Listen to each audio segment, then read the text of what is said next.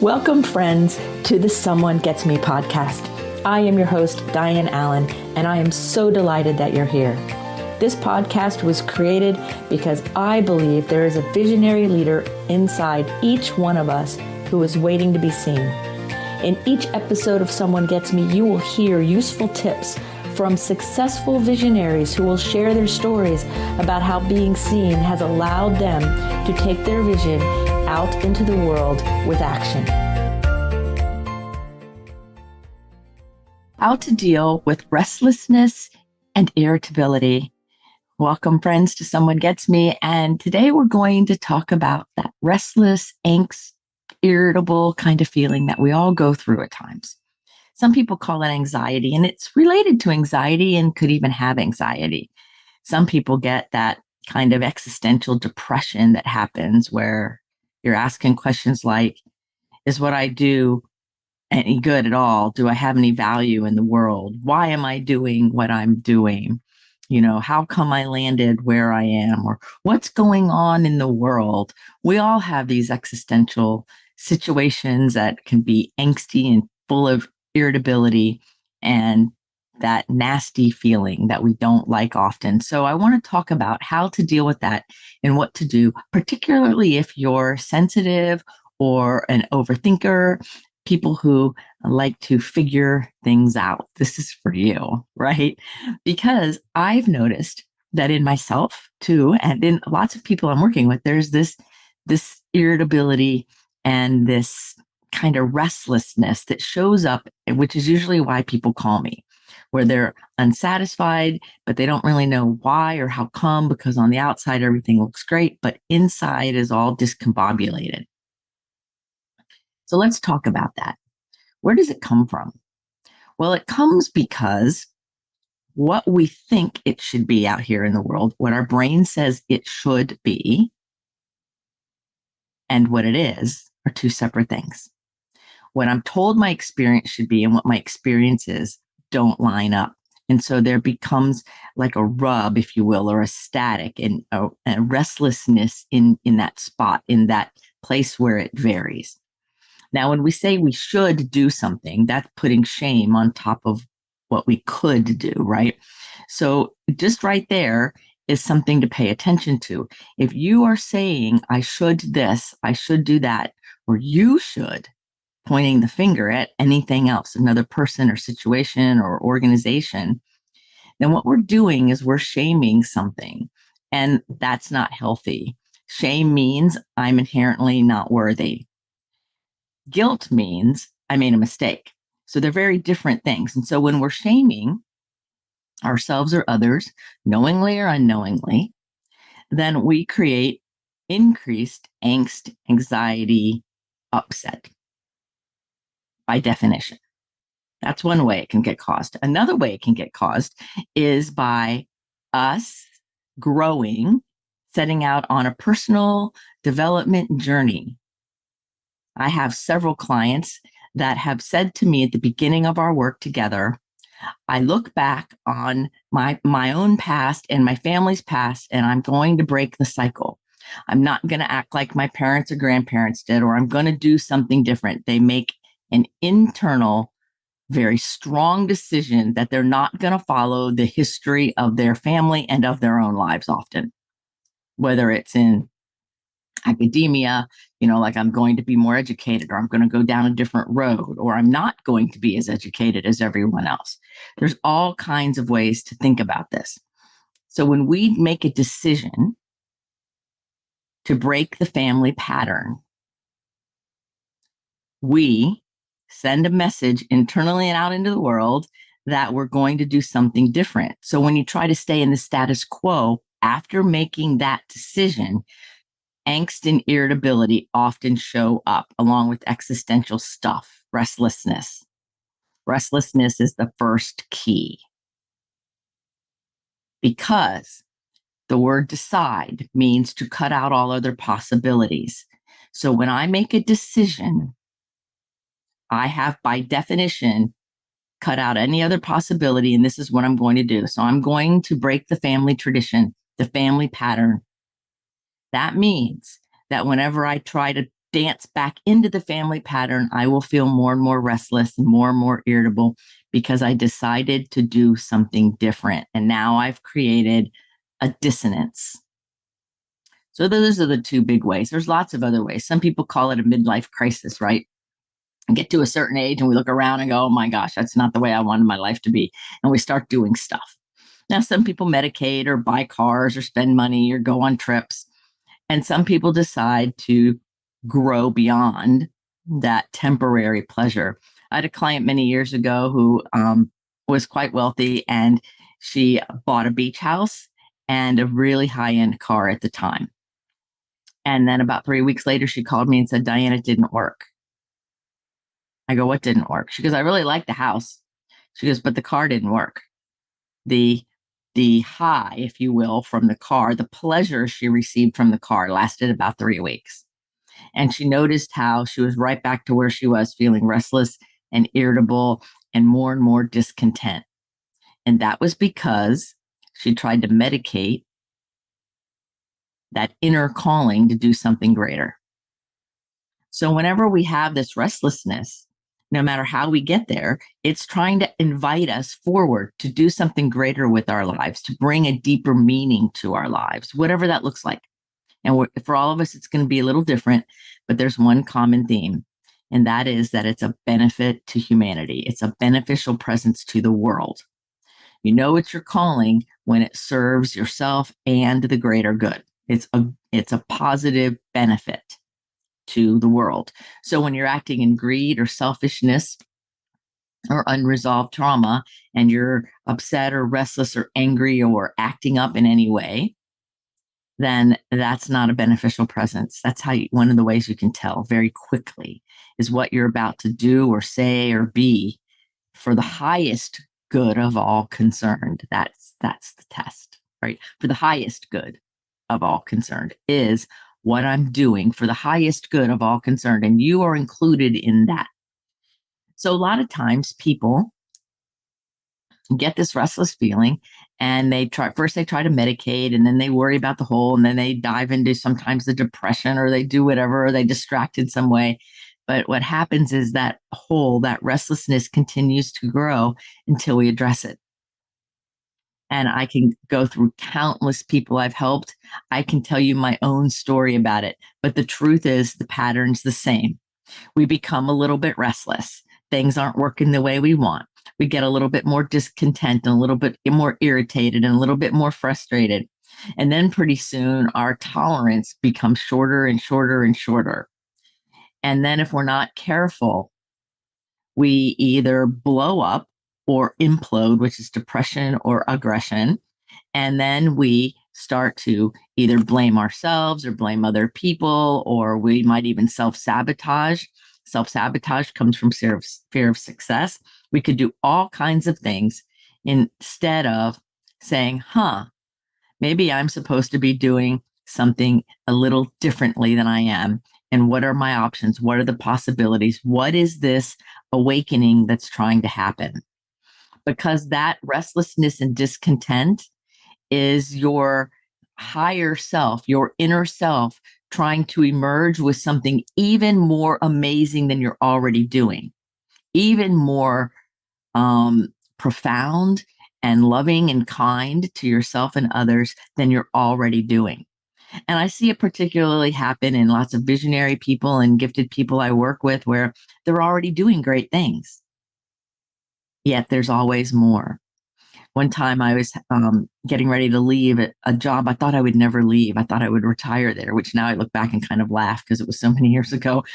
But I just loved it so much. And then I started not loving it. I started getting irritable and restless, partly because my calling was bigger, but also partly because the other people involved started going the other way, starting getting more and more greedy and more self-centered and more controlling. And so rather than growing forward into a higher expression, they followed the fear path. And I was consciously doing my spiritual work to follow the faith path of knowing that there's always more. So independent of religiosity or all those things, it matters that we're paying attention. Am I letting fear run my show? Or am I allowing the higher love and flow and elegance of the world, the universe, the higher way, whatever you want to call it? Am I letting that run the show? And I like to choose that higher universal way.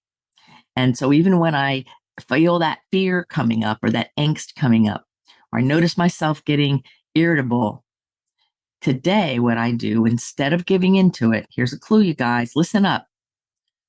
Instead of giving into it and letting myself get upset, I go, what are you telling me? What's the message in this irritability and this discontent?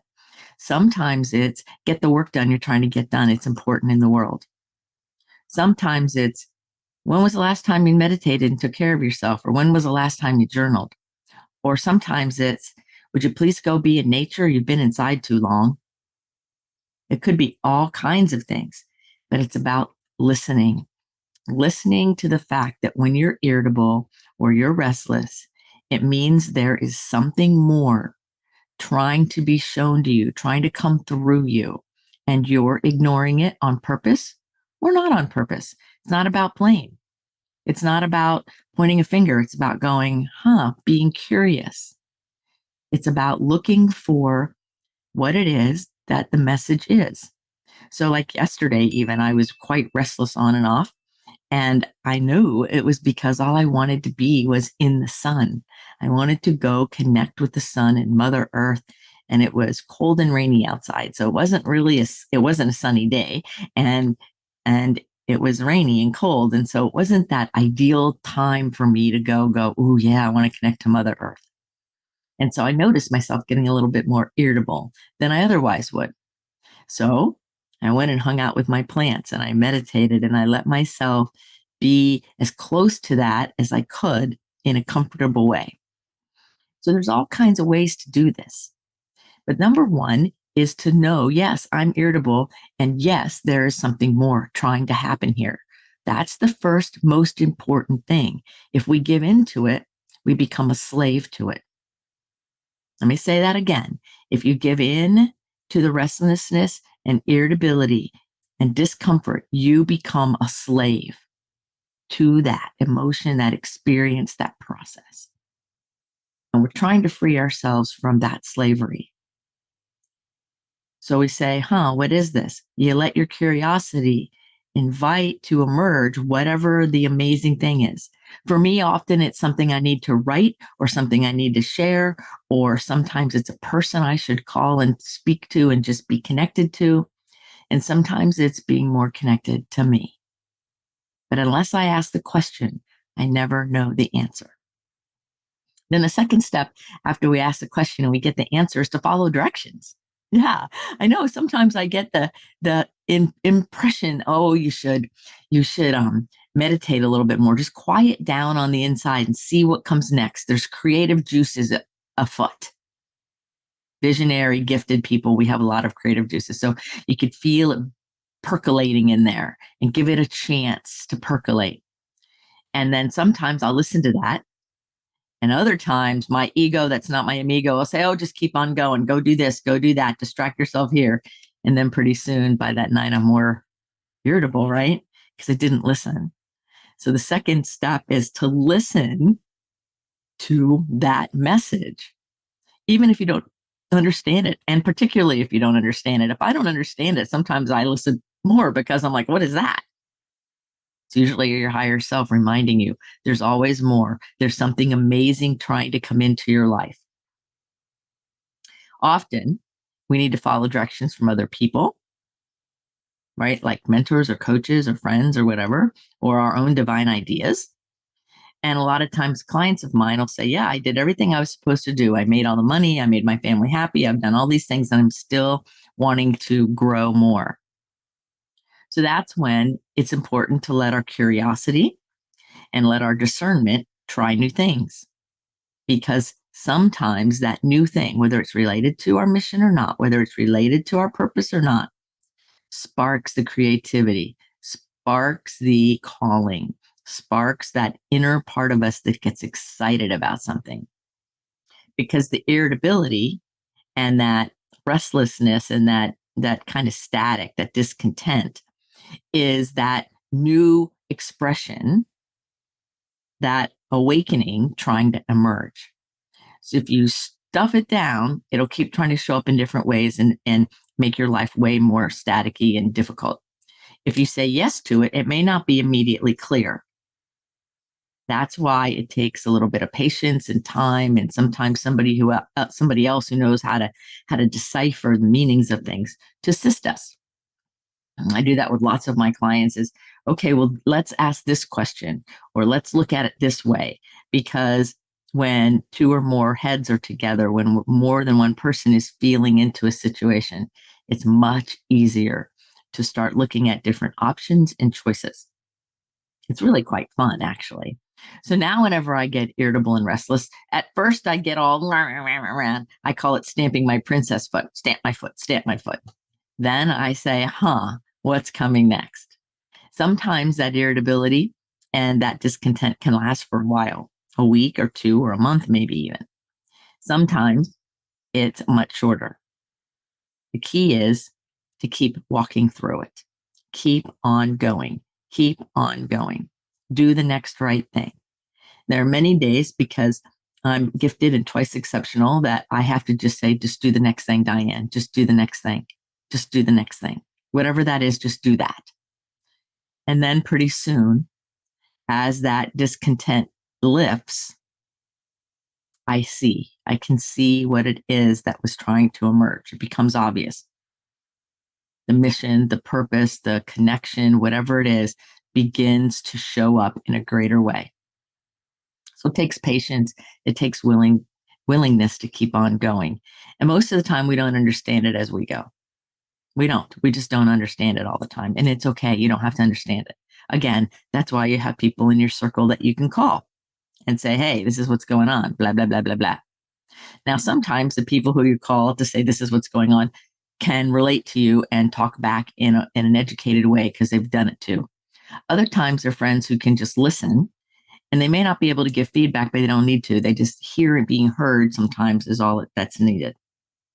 So understand that if you're dealing with restlessness, irritability, or discontent, that it is a message from your inner self that there is more. There is something else you're supposed to be doing.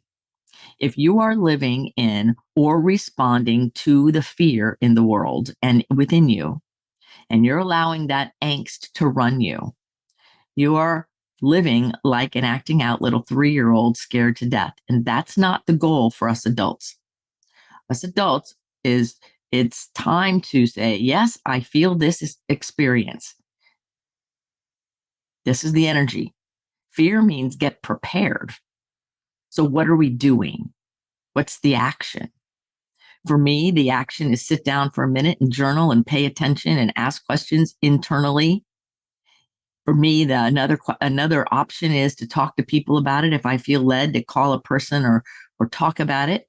Sometimes it's writing about it. Sometimes it's just sitting in it. Sometimes it's expressing it in a safe way where it's just get it out, get the steam out of the pressure cooker and let it keep cooking. All different answers. That's why it's good to have a mentor. That's why it's good to have somebody in your life that you can bounce things off of. That's not trying to solve it for you. And that's not trying to do the work for you, but helping just be that presence, right? So if you're dealing with restlessness, irritability, or discontent, in its paradox of all paradoxes, it's a good thing. It means you're growing. It means you're evolving. It means you're developing. It means you're receiving the engraved invitation from your higher self and the universe to be greater, to shine your light more, and to step into your own personal sovereignty. That's what it means. Now you have a choice of accepting the invitation or not. If you don't accept the invitation, there are consequences. You will keep getting the invitation over and over again in more creative and bigger ways over time. That's how it works. It's happened to me. If you do accept the invitation, there are consequences. Consequence comes either way. Can't avoid that. The consequence of accepting the invitation is sometimes it's a ride you've never expected, or a complete turn in your life you never expected, Or sometimes when you accept the invitation, there's more restlessness at first before it relieves. Because sometimes when we're breaking those old patterns or we're shifting our lives or we're following where we know we need to go, there's a lot of adjustment that needs to happen. And it feels kind of wonky sometimes. It's okay. When we follow the right path and we know with our heart of hearts that we are doing something that's a beneficial presence for ourselves and others, it can feel wonky. It can feel funny. It can be difficult.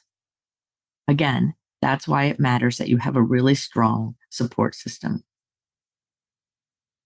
So get yourself a support system. It can be therapists, mentors, coaches, friends, other like-minded people, all the above.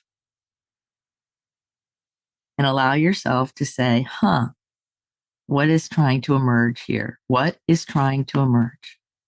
Listen, and then take healthy, appropriate action. Allow yourself to say yes to what's meant to you in the higher way. Allow yourself to be free of the fear and the human ignorance that holds us back. A lot of the discord on this planet right now are people trying to hold on to the old with a death grip and the new trying to emerge with authority and sovereignty.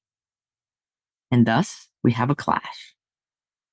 So when we allow ourselves to free that death grip of fear, and we allow ourselves to ask what's for the highest good of all concerned, instead of being selfish and fearful, we become that beneficial presence that makes our lives better, it's needed in the world, and it relieves the irritability, discontent, and angst.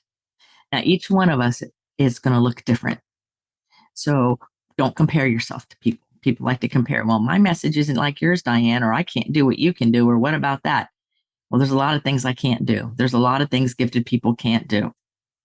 It's not about what we can or can't do. It's about what are you called to do? What's important from your heart?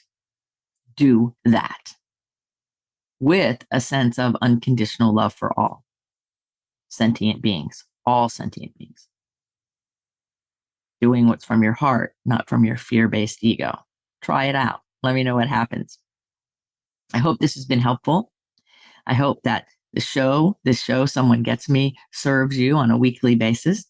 And if you ever have any suggestions for something you'd like me to talk about, please just email me. My email is in the show notes, and I will be happy to look into that topic and do a message around your request. Because that's what I'm here for. I'm here to serve and to inspire and to educate and be a light in your world. So as you are a light in my world, I hope I'm a light in your world. And remember that you're a rock star. You're here on purpose with a purpose. You are a mighty being. Stand in your sovereignty and free yourself from that bondage of human fear. See how amazing your world can be. Until the next episode of Someone Gets Me, be well. Thank you for listening. I trust you gained some valuable inspiration and information. Please join me and other visionaries in the Someone Gets Me Facebook group. Or for more information on my services and additional episodes, visit someonegetsme.com. Again, thanks for listening.